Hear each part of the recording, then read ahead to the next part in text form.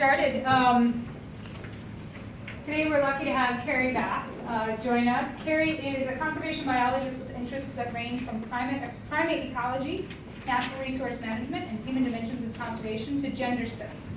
Carrie is a California native, receiving her bachelor's degree of science in zoology from Humboldt State. She got her master's degree of science in interdisciplinary ecology with a concentration in anthropology, and her PhD in interdisciplinary ecology with a concentration in zoology from the University of Florida. She also completed certificates in environmental education and communication and tropical conservation and development. That's a mouthful. I like Carrie particularly because she's a journalist like me.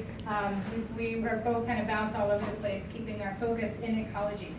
She has 18 years of U.S. outdoor environmental education and 13 years of collegiate teaching, hopefully concurrently because there's no way. I know, I'm that old.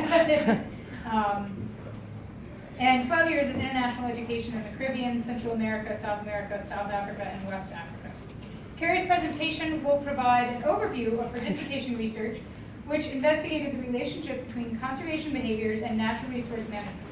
Specifically, how different stakeholders, such as hunters, men and women, and children, perceive natural resource conservation and how their behavior aligns with conservation efforts. Without further ado, Carrie, thank you very much. Alrighty. So today I'm kind of going to do an overview of what my dissertation research kind of focused on and highlighting some key points that I hope you will find interesting. And one of the things that Stella kind of pointed out as being a generalist, I really do try to blend together the natural and social sciences. So when I was young, just this tall, so Stella, no, I'm just kidding. I wanted to work with wild animals. And I started by saying I want to work with tigers. And so then I got to work with tigers, and I thought tigers are really cool, but now I really want to work with elephants. And so I did a little bit with elephants. And I thought, oh, elephants are cool, but you know what? Lemurs. I want to work with lemurs. And so then I kind of switched to working with primates, and once I got the primate bug, I was hooked. And I just kind of continued to do that. And I worked in captive settings, in wild settings, semi-wild settings, and they just fascinate me. So when I moved to do my doctorate, I thought that these particular types of group of monkeys known as guenons were just super cool. They're interesting genetically, ecologically. They're fascinating. But they are severely hunted to the point where many of them are probably going to go extinct. And I thought, well, is it really important to describe what they eat? Or is it more important to work with humans to try and figure out how can we keep them surviving so that we don't have a lot of extinctions happening in the forest? And so I kind of transitioned from just doing strictly primate behavior to focusing a lot more on human behavior and what we can learn about how to do conservation in rural settings. And so the first thing that we have to think about with this ecology or kind of working is we have increasing human populations. That's probably not going to change for a while. We continue to reproduce. We're really good at it. And we like to take up a lot of space. So one of the ways that we give ourselves more space is we cut down trees. So we increase our deforestation. So when you have this increasing population size and density and you're losing a lot of your forests, we have to think about how can we protect and preserve the species and the habitats in perpetuity. So what are the avenues or the means that we can go about to make sure that humans are happy, in my mind, but also that the wildlife in the forests are also happy? So how do those two things go together long term? How do we make that happen? One of the ways that we've started to do that is by creating protected areas. And so we see protected areas all over the world, and now we have marine protected ecosystems in areas. One of the problems with protected areas is it's sometimes known as fortress or the fines and fences approach. And so you're saving an area, but you're kicking the people out or you're displacing the humans. And so a lot of humans then create a lot of human-wildlife conflict with park rangers, or they're really upset with conservationists because you don't care about me and my family, you care more about these animals. And so that can create a lot of conflict. And so with that idea in mind, when we started to see, well, how can we remedy this situation? How can we try and appease the humans and let them continue their livelihoods, but at the same time protect, again, the natural environment? We kind of moved to this idea of a multi-use model. And multi-use models, or MUMs, are where you get kind of a set core area. And within your core, you say the only thing that's going to happen is kind of non-invasive studies. So research can happen in the core. But we're not going to have people other than researchers visiting that core area. We're going to try and keep it very isolated from outside influences. And then you're going to have a transition area. And you know what? You can live in this transition area. We're not going to kick you out. We'll kick you out of the core. But this transition zone, you can use it. And you can potentially hunt there. You can collect non-timber forest products there. And you can still kind of move around and fish and do all of those activities in your transition zone. And then you'll also have your in the buffer zone. And then in the transition zone, maybe this is where you can actually do logging. So you can do a few more activities that are a little bit more invasive. But it's a way of trying to ensure that the humans that are in that area still have access to the resources they need, but hopefully you're kind of limiting the disturbance that they can cause in some of these other places. So we've kind of moved to a lot of these mixed model approach, or multi-use. And so with this kind of came the integration of taking conservation as focusing on our wildlife or the habitat, and also development projects, which are usually focusing on the humans in those areas. And so we're blending the three together. So we're looking at the ecology of the system, the culture of the people that are there, and also the economics, which is going to help drive these systems. So we're kind of blending them all together. And what we find with typical development projects is, again, it's human focused. So we're looking at nutrition. So how can we get them the food that they need that maybe doesn't make them as dependent on the wild game? Health, latrines. Let's not poop right where we get our water, okay? And so trying to change that idea to get better health. Creating boreholes so, again, you can get clean water. Infrastructure, so let's build some roads. Let's do capacity building so we have something. That's what the development projects are working on. And then you get environmental sustainability programs, and this is where we're focused on training or education. So creating alternative livelihoods. So maybe you have someone that's a hunter, but you train them to be a taxi driver. You help them learn how to drive, and now they can make their income that way. Maybe it's sustainable use, so they're cutting down trees, but let's start a nursery so we can replant and do that. It could be economics, so let's give them microcredit loans. Let's have ecotourism. People will pay big bucks, particularly, do I have any birders in the room? No birders? Are you serious? Oh, I've got one. So you know birders are crazy. They'll go anywhere to see a bird, and they'll spend a lot of money. So usually bird tourism is huge. And so it can bring a ton of money into an area, assuming you have kept the trees and the birds and everything's there, and you have the accommodations. So again, you're blending these two things. We want to increase the health of the people and what the resources they have. We want to give them money so they're not strictly as dependent on those natural resources, and share it with the rest of the world by having these other items coming into play. And so with this, we get the concept of sustainability. So we have ecological sustainability, meaning that the practice is not irreversible to deplete the resources or degrade that habitat over time. So you want to continue. We always like to throw the word sustainability around. There's a lot of different definitions. I don't know if we can truly be sustainable, but hopefully you're not doing irreversible damage. But then we have to think about economic stability. And so this is the same thing of doing a practice that will not cause a major collapse of your system. So hopefully, if you've got an ecologically sustainable system, if it's providing economics to that group, that can also continue. And so we see these two things kind of working hand in hand, or cyclically, in how they start to function. I personally think the bushmeat trade is a great example of a system where you need to have ecological sustainability to help foster that economic sustainability. And if one of them is starting to go, they both crumble. And so with the bushmeat trade, there's kind of two main ways that we can kind of divide it up. So the first is subsistence. And these are individuals that are just hunting for themselves. They do self-consumption. Then you have the commercial, which would be for profit. So an individual is a hunter, he's going to go out into that forest, he'll kill some wild game, and then he's going to sell it to somebody. But within this division, we have two more ways of dividing it up. So subsistence hunters, we have some individuals that do not identify as a hunter because they only hunt on their farm. They say, I don't enter a forest, so therefore I'm not a hunter. But I kill a lot of game that enters into my agricultural lands. So you have farm hunters, but they would just say they're farmers, okay? They wouldn't associate with what they do as hunters or hunting. And then you get those traditional forest hunters, and so this would be someone that does enter into the forested area to extract game meat. In the profit, you have two different types. You get the urban trade, which is what is most kind of publicized in the media. And the idea that we have game coming from one area and it's transporting into that urban area where lots of people have money, and that one way they can show their wealth is by purchasing gorilla meat or chimpanzee meat. It shows very much wealth because it's incredibly expensive. Why is that meat so expensive? Because gorillas and chimpanzees are becoming more and more rare. But then you have the rural trade. And the rural trade is where you're still going and you're hunting, but rather than sending it off to a highway or to a city, you're keeping it in your own village or you're keeping it in your community. And in particular, I was really interested in the rural trade so that I could know exactly where the meat came from. What was the size of the forest? What is the density or the abundances of different species in this one particular forest? And how much meat is being extracted regularly? And then tracking that to try and understand, are they actually doing sustainable practices? And you can do this with the rural trade well, not easy, but it's a lot easier because in an urban market, you can have people bringing in meat from all over, and you don't really know where that meat is coming from. So there's no, in my mind, there's no true way to judge if that extraction process was sustainable if you don't know where it came from.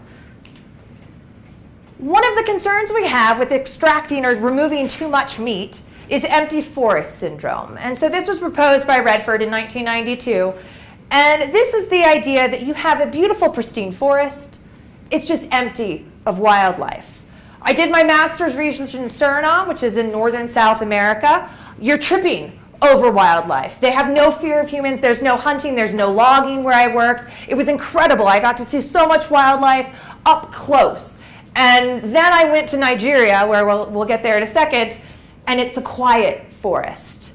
You don't see wildlife. You don't see game during the day. You barely hear the birds. But the forest itself is gorgeous. But the animals aren't there, or at least they're hard to find. And so this can create large problems when you're trying to think about conservation, and again, in perpetuity. So we've got the habitat, we've protected the habitat, but if there's no wildlife in there, you can cause a lot of problems. And so what I was particularly interested in is how do declines in wildlife influence this rural bushmeat trade and hunters' livelihood? They make all of their money to send their kids to school through hunting. If they can't hunt anymore, what happens to that community? If they can't afford to have their kids go to school and hopefully one day to college? What do community members think about wildlife and resource conservation? So is it even on their radar? Do they recognize that their forests have potentially been declining? Or there are less animals now than when they were a child? And does that mean anything to them? Are they concerned? And finally, we try and put our hope in NGOs to help and protect and preserve and work and do all these projects. So are they meeting their objectives and their goals? How do we judge that? How do we gauge if we have an organization that says they're doing conservation and development work? How do we show that it's working? What does that look like? And so I wanted to work in Nigeria, primarily because there's some guenons there, and I wanted to see wild guenons in that region. But Nigeria also had some other really interesting characteristics. They've got a giant population that continues to climb. So 1 out of 4 Africans is Nigerian, okay? Nigeria, has anyone received an email asking for money from a Nigerian prince? They're also famous for corruption. And within that, it creates a lot of interesting dynamics. You don't have a lot of people that are, aching to go to Nigeria. When I first met with my advisor, he jokingly said, oh, you want to work in Nigeria, don't you? And I said, actually, I do want to work in Nigeria. And he said, he's a birder. And he said, oh, there's a bird there I haven't gotten on my life list yet. Whereas when I would meet other people, they said, you're crazy to want to work in Nigeria. I would meet other Africans who would say, wow, you really have to be crazy as a white female to go and work in Nigeria. But I wasn't that concerned. So we've got lots of people, okay, huge social issues. We have political issues, the corruption, just the culture. It's so interesting to me. And we have lots of deforestation. Only 10% of Nigeria's forests are currently intact and remain. So because of this booming in population, they're cutting down all the trees to create agricultural lands. They have to feed themselves. So we don't get massive clear cutting for cattle grazing like we might see in South America. Instead, it is small-time farmers that are slowly cutting back the forest. So you're getting a more and more edge every single year because now they have their farm, but they've had children, and their children need a farm space, and so now they clear more of the forest for that land. With this, it comes with biodiversity loss, and Nigeria has some amazing biodiversity. So we have the Nigerian chimpanzee, which is actually the most critically endangered of all the chimpanzee species. We have the drill monkey, which most people don't know about, but it is considered to be one of the most endangered primates within Africa. We have the cross-river gorilla, that also, again, of all the gorilla species, the smallest amount are left here. We have the red-eared monkey, which is one of those guenons that I love so much. But we also get the forest elephants, which are ecosystem engineers, and so you need to have them there to knock down trees, to create light gaps, to regenerate the forest. You need to have your top predators to go in there and keep some of our seed predators in check. So with this population and the loss of the forest, we're losing the biodiversity.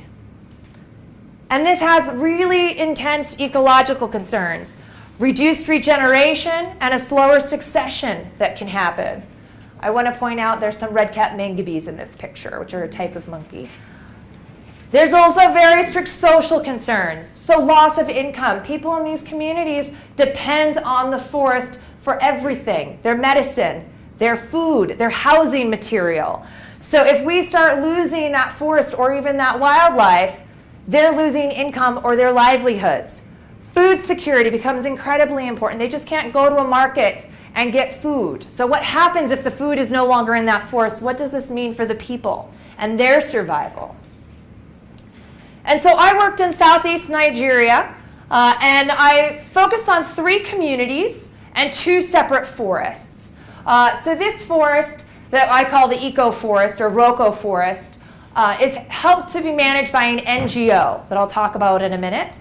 But Eco-Asai and Awai are also Eco-Awai. They share this forest area, and they are considered to be sister villages, meaning they speak the same language, which is Eco. Eco is only spoken by approximately 15,000 people. Nigeria has 47 national languages. This is one of them, okay? So I learned Eco while I was there. And then I also really wanted to work with the Goyabami in their forest. And in Goyabami, they speak Goy, okay? So they have another language, so I also learned Goy. And I was interested to find out, kind of what's happening in these different communities in these 2 forests. What does that look like? And what are those differences? And this is Cross River National Park, which is one of the largest national parks in Nigeria. This is the southern end. The northern end is where we still find the Cross River gorilla. The gorillas have been wiped out in the southern park. The chimpanzees are almost completely wiped out in the southern portion of the park. The elephants are almost completely wiped out in the southern portion of this park. In the northern region, it's a smaller area, so they are able to patrol it and enforce a lot of the laws. But they can't do that in this southern region, and there's a lot more people in this southern region, and so they're going into the park boundaries because there's no clear fence line to extract resources. And so Kpan has been working in this region for 20 years now, and their goal when they started, it was started by a Canadian primatologist. She just wanted to really focus on primates. She was passionate about the primates, said, I'm going to start this organization and we're going to protect those primates.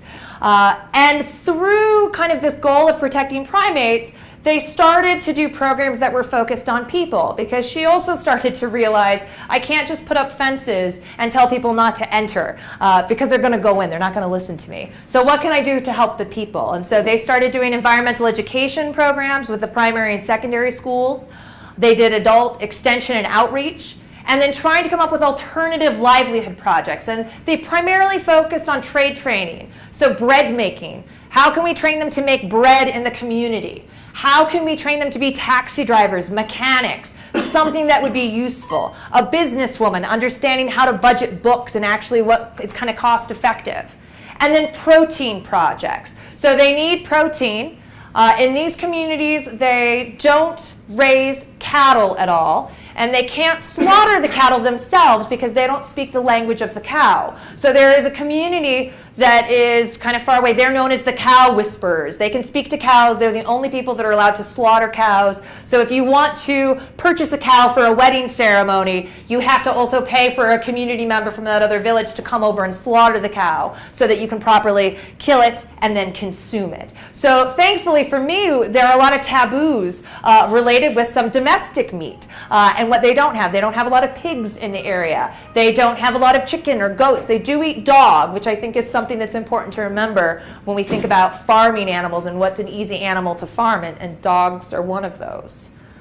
So within these communities, they have a lot of similarities. They're agricultural based, okay? Hunting is a very strong livelihood. You typically will go into hunting when your father has died. So it is typically if the head of the household, the man, and they do practice, they have multiple wives. So if the father, the head of that household, dies, the oldest son will hunt. He'll stop going to school typically and begin hunting because it's one of the best ways to provide for the family. And so he now takes on that responsibility. So the rest of the family might continue to work on the farm, but the males typically will go into hunting as a quick way of getting that resource. So when we think about where their education level is for hunters, they're not considered to be the most educated by other community members. Sometimes they're shunned because it means your father's dead, and that's not a good thing in their culture. So hunters are kind of low ranking in the society when we think about where they match up within the culture. But there are some key differences between these communities. First is population size. So Ogoy has approximately 9,000 people. Eco-Asai, about 4,600, and Owai, the smallest group, with about 2,000. It's important to note that the majority of their population are under the age of 12. So it's tons of children everywhere. Your adult population is minimal. It's a ton of children. For infrastructure, what I consider to be infrastructure would be road, electricity, a borehole. Okay, that means you have high infrastructure in this region if you have those items. None of these communities have that. Okay, Agoyabani, moderate infrastructure. Okay, they have a borehole to serve 9,000 people. Okay, that's, if you know anything about boreholes, that's not enough. Eco-Asai does not have a borehole at all, so they're collecting their water from the streams that they also then bathe in. Okay, Owai, even less so. Okay, their roads are unmanageable at certain times of the year, and they can't get out to get other resources. Contact with the organization, Kpan, that NGO that's there. Eco-Asai has high contact. They're the host community. So that's when Zena first went there, this is the community she reached out to. They've received the most benefits by having Kpan. The staff that's employed at the organization predominantly comes from Eco-Asai. That was written into the contract. We lease the forest land from Eco-Asai, from their chief's council. Ogoyabami, they only started really doing projects with them the year before I arrived. And there was a minimal contact. And in Owai, while I was there, I was helping to forge those relationships to start programs. So they really hadn't had that much exposure to the organization. And Owai is very remote, okay? So again, here is Owai. It is a 2 to 3 hour motorbike, because that's what the roads can do, motorbike travel just to get to the highway. And then from the highway to get to the next nearest city, you have about another 2 or 3 hours to go. So for Owai, just because of its remoteness, it was very difficult for me to get there more than once a month. So I had limited time just because of transportation issues. Eco-Asai is moderate. You can get to the highway within like 2 hours if it's not the wet season. And Ogoy is low. They can get there where their village is located. Getting to the highway takes maybe 45 minutes. So they're very kind of close to this highway. Where the highway comes into importance is that rather than sending it to Calabar, which is the next largest city in the area, the urban area, they will sell to passerbyers on the highway. And so that becomes your urban market trade, is going out to the highway. So carrying your game to the highway and selling it there to passerbys that are probably going towards the cities. And so I started actually collecting the data in March. I was interested in doing harvest censuses, and I went about this 2 ways. And for today's talk, I'm just focusing on the Eco-Asai hunters.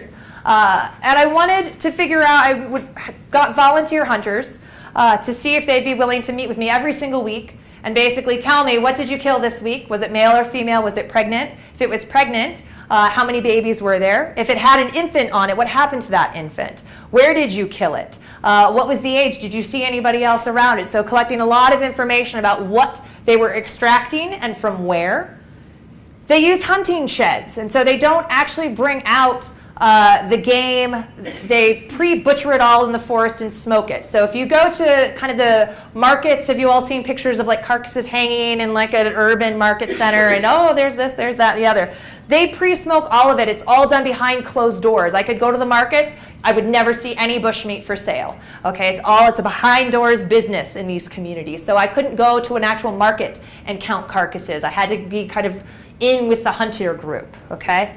The other thing is going to the sheds, I had a forest patrol group, and so I would create their route, and they would go in and just kind of count carcasses at each of the sheds. So what are they seeing?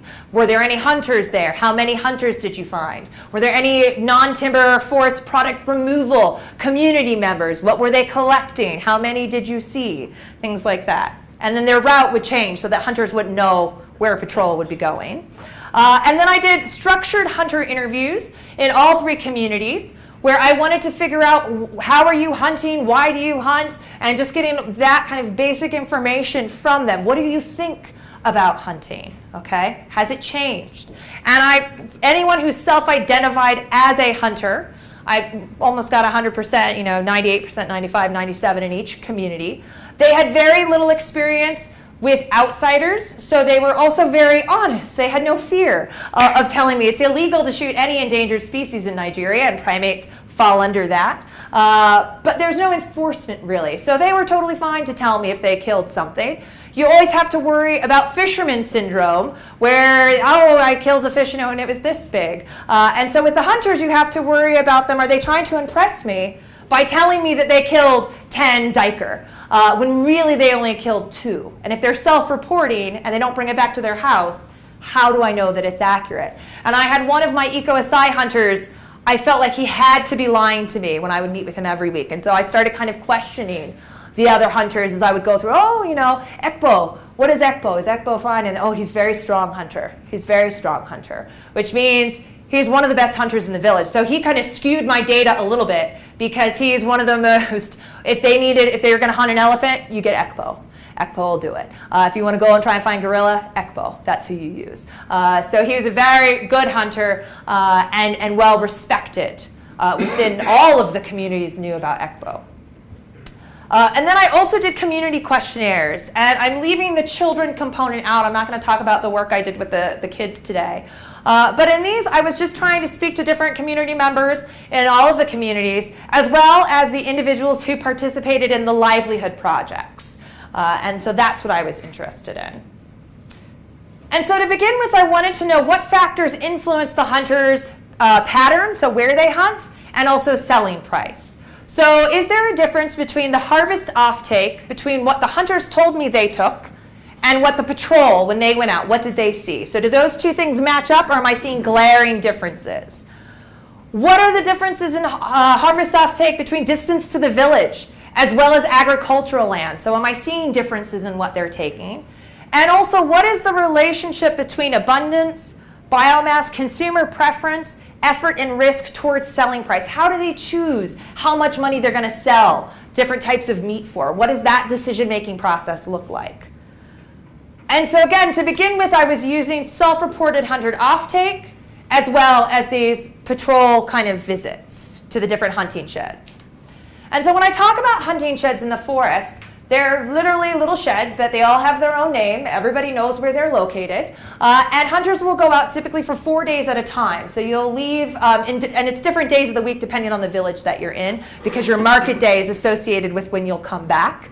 You don't want to miss market day. Not because you sell your meat in market, but because you want to be able to buy your own supplies within the market. And so they'll go out for usually 4 days at a time and stay in the forest. Now again, culturally there's lots of taboos about being in the forest. You shouldn't bathe in the stream after dark because you will turn into a duck. So if I were to go to the stream at night when I was staying with the hunters, oh, you cannot bathe tonight. You will turn into a duck, so you can't do it.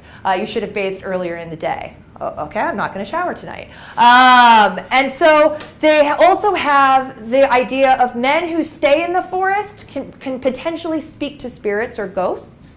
So not only are these hunters potentially a lower educated group, but they also have, there's some mysticism with the hunters. And they also consider it to be very dangerous to stay in the forest because you do have large predators. You can get killed by an elephant or some of the wild hogs out there. So there's this risk factor associated with being in the forest for so many days.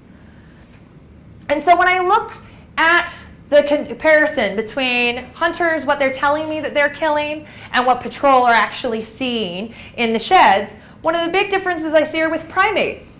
The hunters were very forthcoming when they would tell me that they would kill primates. But the patrol were not very forthcoming. In fact, the only times bush babies, which are nocturnal small primate, and Multiuse, which are similar to pottos, if you're familiar, another nocturnal primate, they're very small. They don't really, they look more comparable to a possum, you could say. So even though they're a primate, they don't consider them to be primates. So the patrol would always report if they found bush babies or Multiuse in the hunting sheds. The only time they reported that they found a monkey was usually if an expat, so either myself or one of the other expats in the area, were there. And that's probably due to the fact that they're community members. And there are penalties if they're caught shooting monkey or eating monkey or anything like that. And if your brother's a hunter and you're on patrol and you find him, you probably don't want to turn him into chief's counsel. So there was a lot of pressure from the community to have the patrol not do their actual job because there would be consequences socially for them. So probably this number is way low because I couldn't be with my patrol every single time when they were going out. And so I have a feeling that they're underestimating the number of primate carcasses that they're finding. The other big difference is the pangolin in this area. And patrol was finding a lot more pangolin than the hunters. Now, to understand why, first you need to know that pangolin is a gift you give to your wife. So you never would sell pangolin. You give it to your wife if you find one. And the other thing that happens is kids love to play with pangolin if they find them because they don't bite, they roll up in a ball, they're really cute, but they're also really tasty. It's one of their favorite things to eat too. So when we look at people who are doing non-timber harvest collections, so they're collecting wild salad or type of grain or raffia fronds or anything from the forest that's not meat related, if they find a pangolin, they will kill it and then they'll smoke it and eat it. So it could be that we have a lot of those people, not hunters, that are actually responsible for the pangolin. So not necessarily hunter related there. And then when we look at the difference between the villages and agricultural land, so the first thing is, so the way that this is set up is, again, we have distance to village. So if you're really far, Aeroparban is very, very far away from EcoSI, versus Kumba is quite close. So we have going through the distance. But then within this distance, you have the component of, is it an edge habitat, meaning it's right on an agricultural land? So it could still be very far distance from the village because your farm can be really far away, but it's right up next to the forested area. The middle is kind of this distinction of it's kind of in between agricultural lands and the deep interior of the real forest. And then interior just means you're pretty far away from agricultural lands. And so what we tend to see is they don't really collect game that's very close to the village. And the reason is they've cleared it out. There's no game left over there. They're slowly moving and kind of taking all the game away. So they don't really visit over here very much because they've killed everything. So there's no point. It's a wasted trip. But then we see this one shed, Okpogo. Okpogo is where everybody likes to go. It's a great location. It's a beautiful area, and the shed itself is very nice to stay in. So most hunters like to hunt around Okpogo because that's where they find the most success. And so even though they might go to some of the other sheds, it's interesting that this middle kind of location, and it is almost directly in the middle for where they have to travel, is their ideal hunting spot. So then when we think about what potentially is contributing to their decision-making process and how to assign a value to the game. So the first thing I thought, well, size. If you're selling the meat, obviously the bigger the animal, the more meat, so you should be able to get more money. And lo and behold, yes, larger animals have an overall higher selling price. A lot of times they sell them by the piece. So they don't do a whole carcass sometimes. They'll divvy it up into small bite-sized pieces, and they'll sell those individually. I was interested in perceived abundance. So is a rare species, do you value it more because there's less of them? And whereas something that you can just trip over, like our porcupines and blue duikers, maybe that's just less money because they could probably get them on their farm. But no, rare species do not cost more money. So if they were actually able to kill a chimpanzee, they would sell it at the same price as a Mona monkey, which is much more common. Chimpanzees are a little bit larger, so that comes into a play, but you don't see any drastic price differences based on rarity.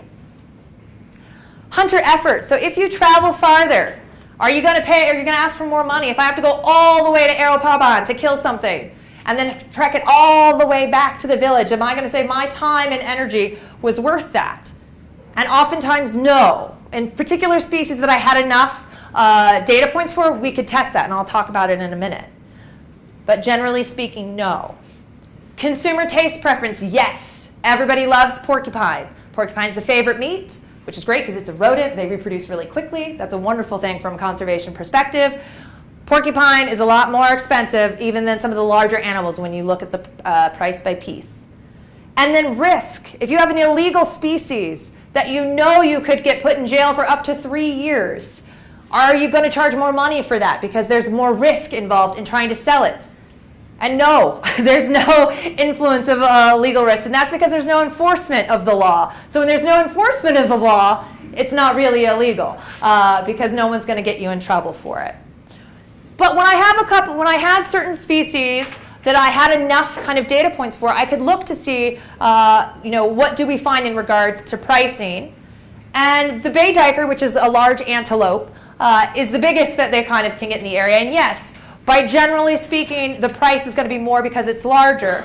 But when we look at price per pound or per kilogram, it's actually more, you get more money for the one that's preferred by everybody. So when you're selling it by the piece, you're going to make a lot more money killing one porcupine than a wholesale price, oftentimes, with your bay duiker.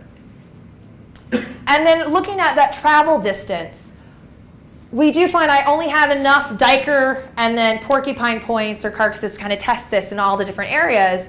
But if a hunter kills a duiker in the interior forest, he will charge more than if he killed a duiker in the edge, so meaning closer to the village. So there is some recognition of now I've gone a little bit farther, so I'm going to charge you a little bit more money. And I could only test it with a couple of species, but I think we'd find that if there were just more of the animals in the forest to test it.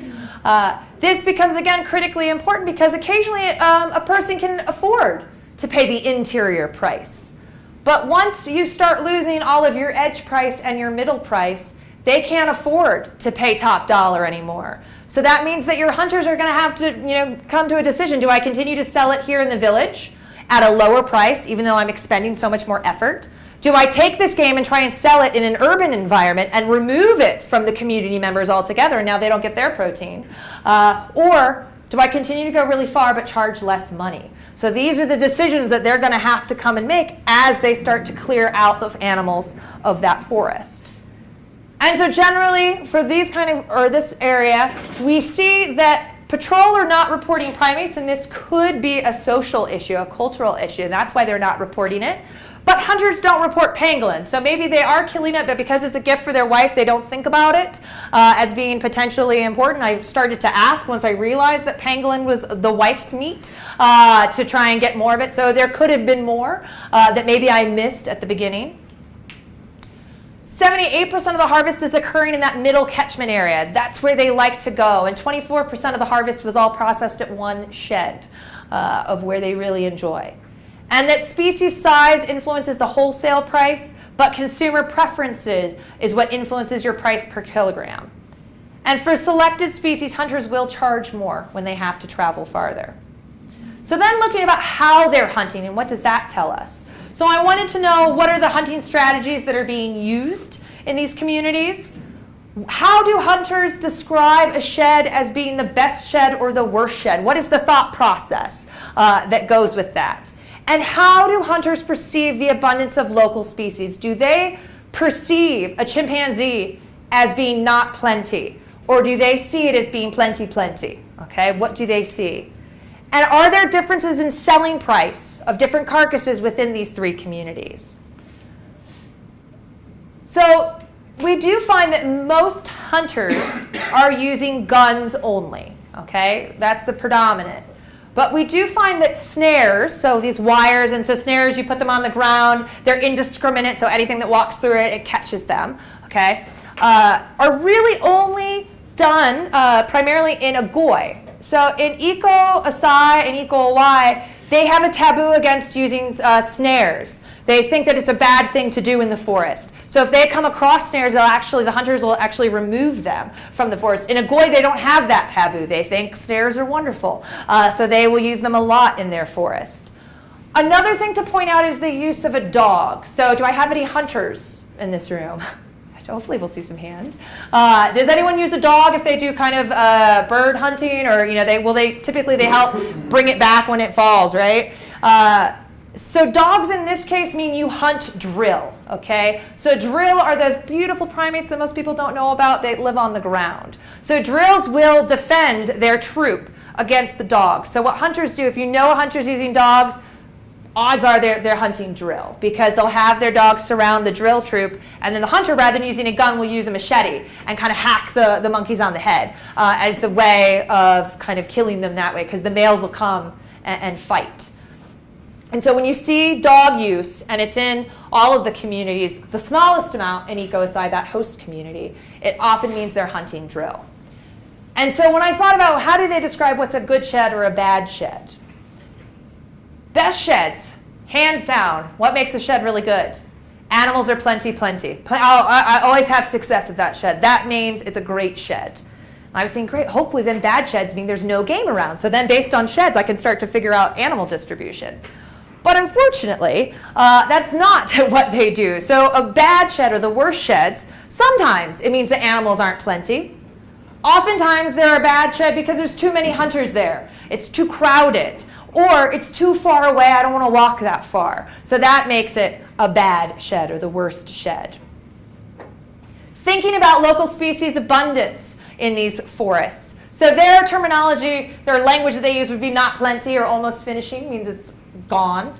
Plenty, good numbers. And then plenty means there's very many of them. So I was focused looking at 24 different vertebrate species harvested within the two forests. So I was asking all the hunters, I'd go through every single of the 24, how do you rank it? Is it plenty, not plenty? And try and get their perception of what they thought it was. Everything that's highlighted in green, they said, is plenty in their minds.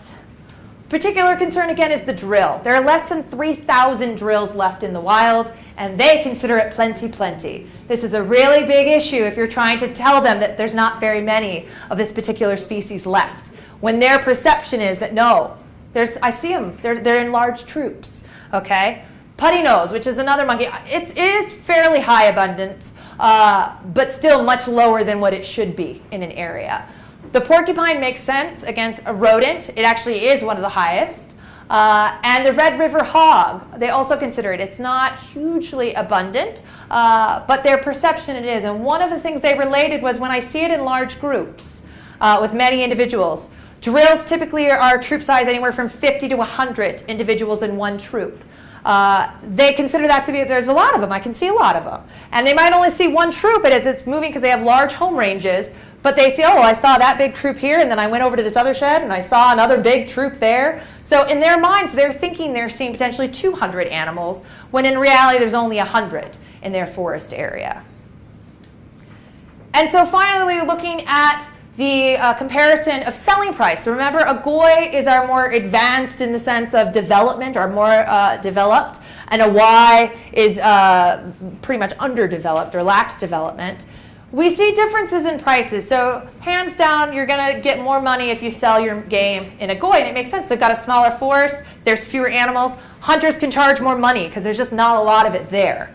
Whereas in Hawaii, you tend to see lower prices generally because the animals, they're right next to a national park. They're getting kind of a rescue effect in the community forest from the park area. And so again, majority of our hunters are using a gun. But the use of snares and dogs is a concern when we think about drill conservation.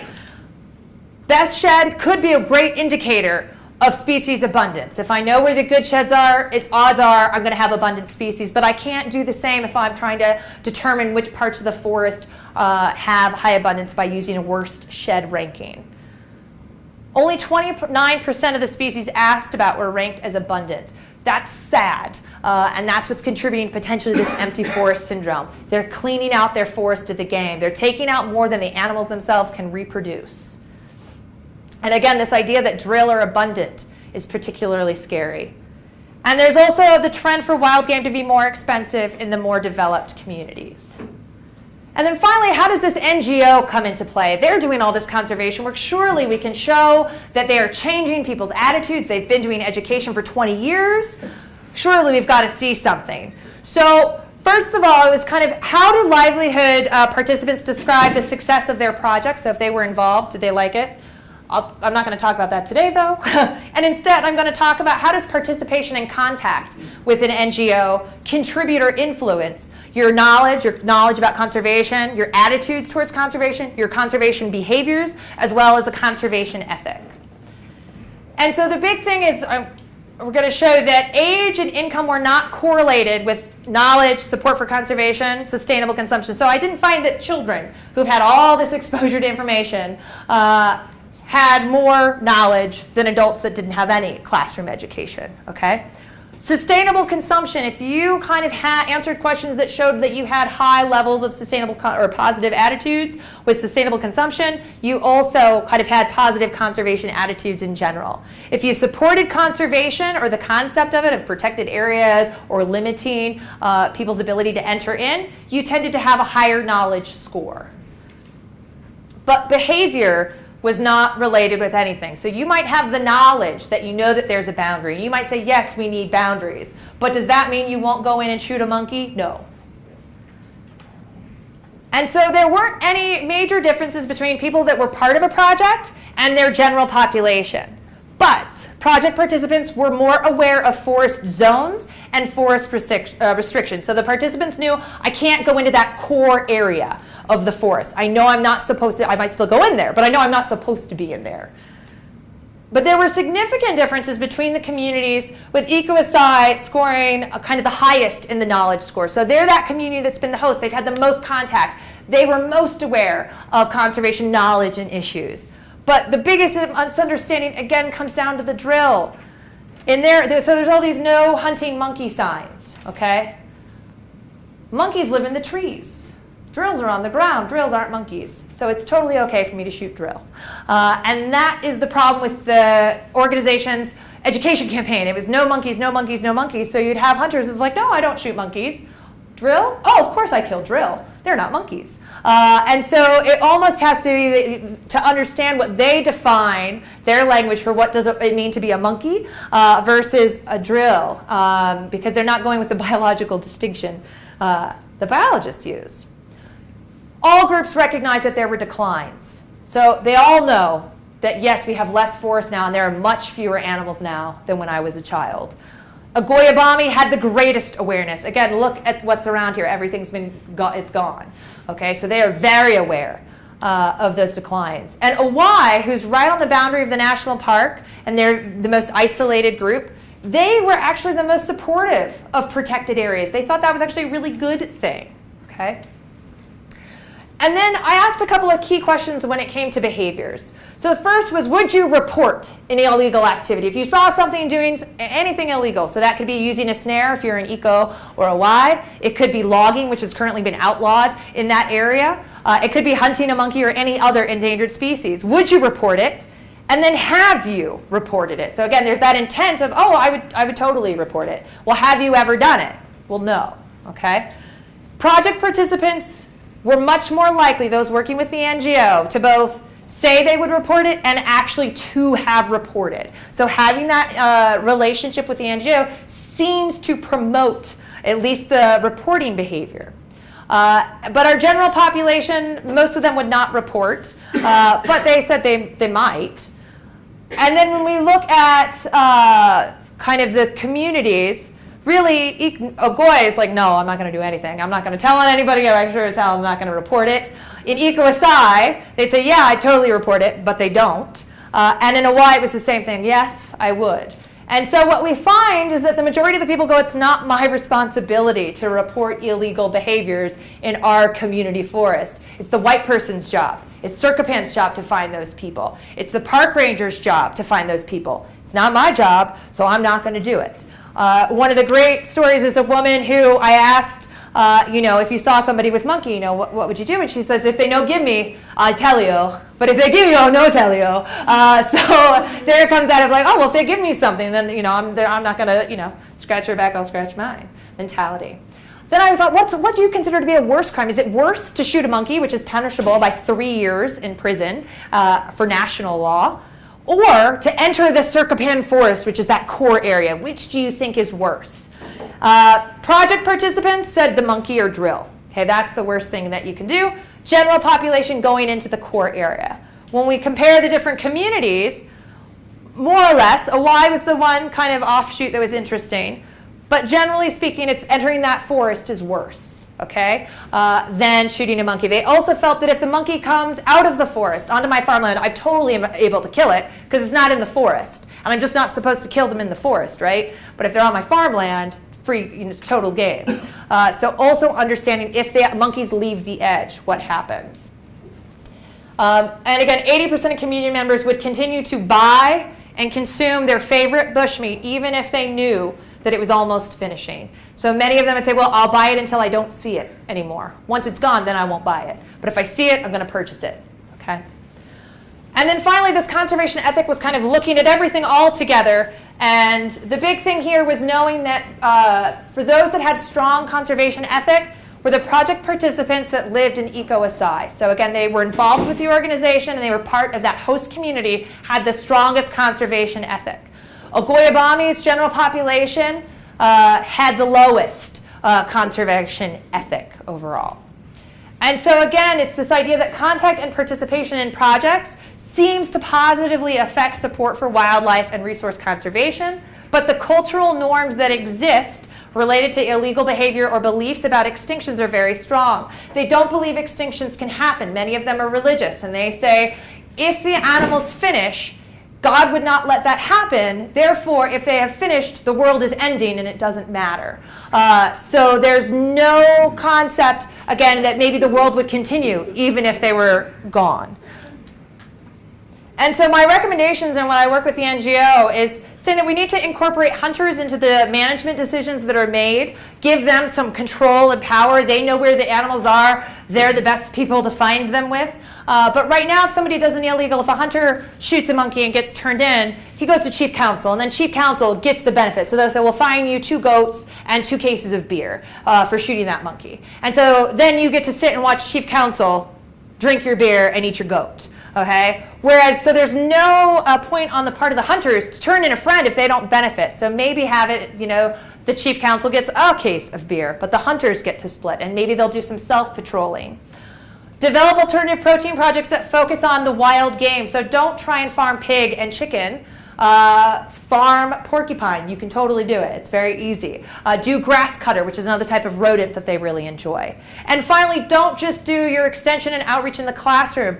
Kids are great, but it takes them a long time before they're causing big problems when they become adults. We need to focus on the adults and how do we get them to do behavior change. So working with church groups, hopefully get some ministers, priests that agree with you or that are at least open to the idea of maybe trying to preserve. And then again, continuing to work with those hunter groups. Many of them believe that when I shoot an animal, another one is born in its place. And then you go, okay, but then why are there less animals now than when you were a kid? Well, I don't know. So it's harder for them to bridge that concept of there are less now, but I'm still shooting ones, another one's born. It's incongruent. It doesn't make any sense. So trying to work with those hunters to understand basic biological principles. Many of them didn't understand that some, like drills, the females only have babies every 5 years. The putty-nosed monkey every 7 years. Mona monkey, 8 years. Chimpanzees, sometimes it's 10 to 12 years. So when you're not reproducing regularly, when you take out a female or you take out a pregnant female, it really harms your population numbers. And I went way long, but are there any questions? Thank you all, too.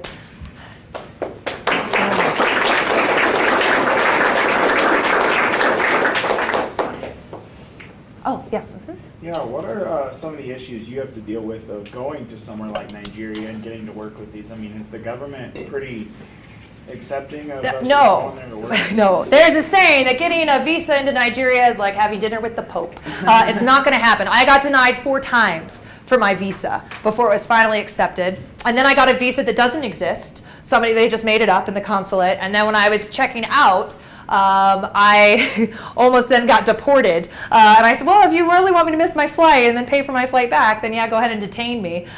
Because, again, I was given a false visa from the consulate in New York after I was denied from Atlanta and I got denied in Miami. And so then I just kept switching consulates until I got one that worked. So yes, there are big issues. Thankfully, because not a lot of people have worked in the rural areas, they don't have a hatred of white people coming in. I had many people who had never spoken to a white person, never touched a white person, or seen one. So obviously I scared a lot of babies. But they also just wanted to touch and feel and have a conversation, and so that made people so willing to talk to me because they didn't have any negative baggage associated with it. And I hope I didn't destroy anything for the next person wanting to go.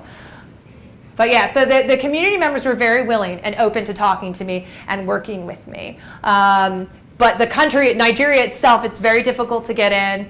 And then depending on where you go. And right now, obviously, with Boko Haram in the north, we had Ebola that was there. Not many people want to go there now at all. And then you, of course, have all the fights that are happening with the oil in the south. So I was kind of in the California of Nigeria, where they're kind of laid back and a little bit more peaceful. No too many like public executions or things like that. So and also it felt good because for 3 months I was just kind of by myself, and I felt very protected by the community. I did get arrested towards the end of my stay for defamation of character, and the community actually rallied against me rather than their local community member. And so they blamed him, which they'd never had that happen before when an expat had been arrested, and to have the community actually come and support me. So I felt very special to have that happen and to have that relationship I did. And one of the ways you do that is you don't take a motorbike everywhere. I walked everywhere, so I would do 18 to 24 kilometers every day walking. I would go through the streams. I would eat the food that they were eating. I just made it so I'm living the way you're living. And so versus most of the time when they had encountered white people, they didn't want to walk because it's hard and it's hot. And so they would see me, and I became the trekking Okada. So people who didn't know my name, I was trekking Okada. And so when they would see me, oh, trekking Okada. And then when they would know me and working in the schools, the kids knew me, and so that was another in. And then I worked a lot with elderly women, and that was a good way to get in to the society as well. So understanding the culture is so important with a lot of this work and building those relationships. Any other questions? Yeah? Have you eaten porcupine? I have. I'm a vegetarian, but I've eaten a lot of different meat. So I've been a vegetarian for almost 20 years now, but I have a rule that if I'm in a country where it would be culturally rude for me to say no, then I don't say no. So I've eaten porcupine. The only thing I don't eat, I still don't eat monkey. So I won't eat primate. That's the one thing. And so the hunters all knew that. They wouldn't offer me that. But when I'd be in the hunting sheds, it was also an interesting thing being a female, getting to hang out, being the only woman with other men around in the village and the hunters. And so building that relationship with the hunters was really critical. And one of the big things they do is they share food. You should eat from the same bowl. And so if they're eating porcupine and I go, oh, I don't eat that, it doesn't go over well. So it's like, you give me a pig ear, I'll eat a pig ear. You give me some intestines, I'll eat it. Except monkey, I don't eat monkey. And they were fine with that. I said religious reasons. And they were like, okay, makes sense. Any other questions? Yeah? It seems to me you said that when they cut up the meat and prepared the meat in the sheds, why, it kind of all looked like pieces? Yeah. Were they able to identify? I mean, the people who bought the meat, did they know what they're buying? Yes, so it's by taste. So it's funny, and that's the other reason I wanted to eat all the meat. I wanted to know what everything tasted like. Because when I would go into a village, you'd have a chop man, and the chop man sells it on his head in a bowl in its little pieces. And so I would go around, oh, what are you selling today? And sometimes, oh, I'm selling porcupine. And I say, oh, really? Can I taste it? They're like, nope, this is Diker. And so the people know what things taste like. And so I got really good at distinguishing all the different flavors. So when I would go to the village, I'd go ahead and pay for a piece just to confirm that it was actually what they said it was. But yeah, people can tell. Are there any programs to breed animals in isolation, and especially species that are really endangered, Yeah. and then send them back into the. To do reintroduction component. So in that one picture I pointed out the red-capped mangabey, which I didn't have any pictures because red-capped mangabey used to be all over this area. They're extinct in the area, so they're locally extinct now. Kpan has a captive population of about 125 that they are hoping to reintroduce into the core area. But the problem becomes if the hunters are still going into the core area and hunting, and now you have 120 mangabeys that do not fear humans because they're fed by them, and you put them out there, you have to trust that community members won't kill them. And so there was another researcher from University of Wisconsin, and she was trying to do the reintroduction. And as soon as I started doing my hunter interviews, I said, you can't, they're going to be killed. And it's so difficult to reintroduce animals anyway that if you do it and it fails disastrously, then there's no way you're ever going to get the chance to do it again. So unfortunately, she was never able to complete her research because all of my data said, you can't let these things out. Kpan does not have a happy ending, unfortunately. They'll be closing their doors on March 1st due to lack of being able to find funding. And so they have about 175 primates in captivity, so including those mangabeys, but also some of the other species that are in that region, and they're going to have to be euthanized. And so to lose all of those, it's a very heart-wrenching for all of us that are involved because there's no other thing that we can do for them. And it'll also, but the science side, if I take my humanity out of myself, and I think of it as a scientist, not that science aren't humane, but I go, wow, it'll be so cool to see how fast they destroy the forest. What happens? Are these people going to starve to death because they've cleaned everything out? I want to go back in 5 years and just see what happens. Because once they knew that Kpan was closing, they already sold half the core area, too, for palm oil. So the destruction is coming. And the people, I think it's so important for the local people to make their own decisions, though. It's their land, it's their future. It doesn't impact me personally if that forest is wiped out. They're the ones who aren't going to be able to eat. And they're the ones that I worry about. So it's not a happy story for my forest area, just because there's a lot of conservation that needs to be done, and there's not enough money to go around. Yeah. I think your mention of the palm oil is kind of important because Yeah. I think in a lot of this, one of the components that I think we all kind of need to remember is that we are all, we do so much more natural resource damage than any one of the people that are in a subsistence lifestyle. Yeah. Palm oil in particular, we're coming up around Girl Scout cookie season, and Girl Scout cookies are a horrible, they have horrible impacts. Yeah.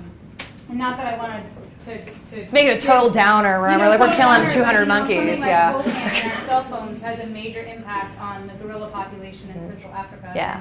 And the hardwoods that we use and Home Depot have major impacts, and the roads from the lumber industry facilitate the bushmeat trade. Yeah. So I just think it's really, really important to kind of make that connection that we are absolutely in this room nowhere near divorced Yeah. of this kind of responsibility. We just don't often see our impact. We're very separated from it, but we also have a huge impact. Yeah, if I were to ask more of you, are there fewer forests now than when you were a kid? Most of, I don't know, I don't live near a forest, I live in a city. There's more buildings, there's more concrete, so that's increased. Whereas they're in it. And so sometimes when you're in it, you can't see also what's happening too and what those implications are going to be. But thank you all very much.